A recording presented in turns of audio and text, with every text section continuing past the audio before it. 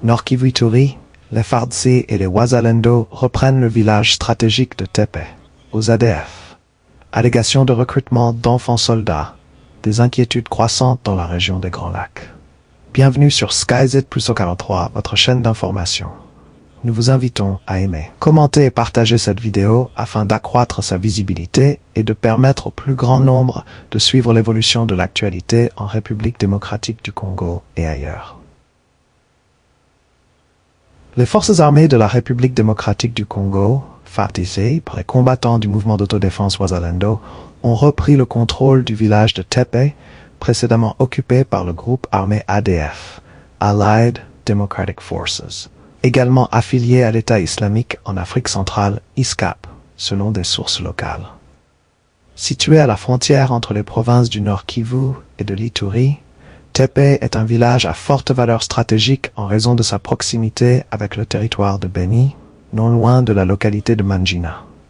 La localité est également connue pour son carré minier, ce qui en fait un enjeu sécuritaire et économique important dans cette région de l'Est de la République démocratique du Congo. Selon les informations recueillies, cette opération aurait permis de déloger les combattants des ADF de leur position, redonnant le contrôle de la zone aux forces loyalistes. Les opérations de sécurisation se poursuivraient afin d'empêcher toute tentative de réinfiltration du groupe armé. Les ADF, actifs depuis plusieurs années dans les provinces du Nord Kivu et de l'Ituri, sont responsables de nombreuses attaques meurtrières contre les populations civiles et les forces de sécurité. Leur présence continue de représenter l'une des principales menaces sécuritaires dans cette partie du pays. La reprise de Tepe constitue un succès militaire important pour les FARDC et les Wazalendo. Les habitants espèrent désormais que cette avancée sera consolidée afin de permettre le retour progressif de la sécurité, la reprise des activités économiques et le retour des populations déplacées dans cette zone durement touchée par les violences. Si vous appréciez notre travail, n'oubliez pas de soutenir la chaîne en laissant un j'aime, en commentant cette vidéo et en la partageant autour de vous. Chacune de vos interactions contribue à accroître la visibilité de nos contenus et permet à un plus grand nombre de personnes de suivre une information accessible et de qualité. Allégations de recrutement d'enfants soldats. Des inquiétudes croissantes dans la région des Grands Lacs. Des allégations circulent selon lesquelles des enfants seraient recrutés ou enrôlés au Rwanda en vue d'une participation à des activités militaires. À ce stade, ces affirmations n'ont pas été établies de manière indépendante et doivent être considérées comme des allégations tant qu'elles n'ont pas été corroborées par des enquêtes crédibles. Certains observateurs interprètent ces informations comme le signe d'une volonté de préparer une nouvelle génération de combattants dans un contexte où les affrontements dans l'Est de la République démocratique du Congo se poursuivent.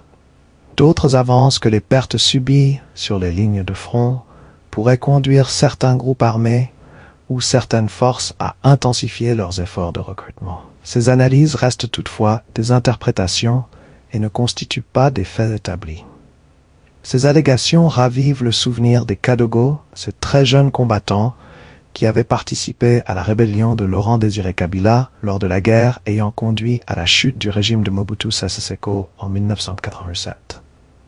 Depuis lors, la présence d'enfants dans les conflits armés demeure une préoccupation majeure pour les organisations de défense des droits humains. Le droit international est sans équivoque. Le recrutement et l'utilisation d'enfants dans les conflits armés sont strictement interdits par le droit international.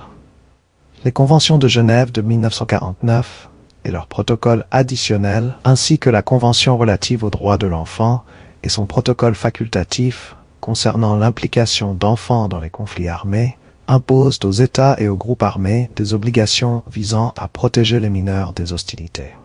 Le statut de Rome de la Cour pénale internationale, CPI, qualifie également de crime de guerre le fait de conscrire, d'enrôler ou d'utiliser dans des hostilités des enfants n'ayant pas atteint l'âge fixé par ce traité. Les personnes reconnues responsables peuvent faire l'objet de poursuites pénales individuelles. Des conséquences dramatiques. Le recrutement d'enfants soldats a des conséquences profondes et durables.